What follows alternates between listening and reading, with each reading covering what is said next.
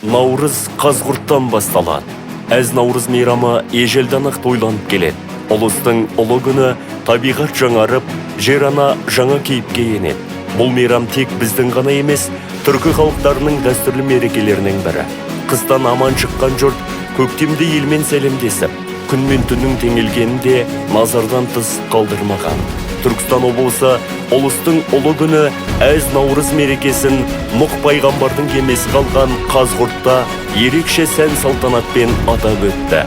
Наурыз Қазғұрттан басталады мерекесіне орай тау етегінде орналасқан этноауылда тігілген киіз үй мен алтыбақандарда салт дәстүрді дәріптейтін арқан тарту, қазақша күрес, тұсау кесу рәсімдері секілді ұлттық ойындар ұйымдастырылды.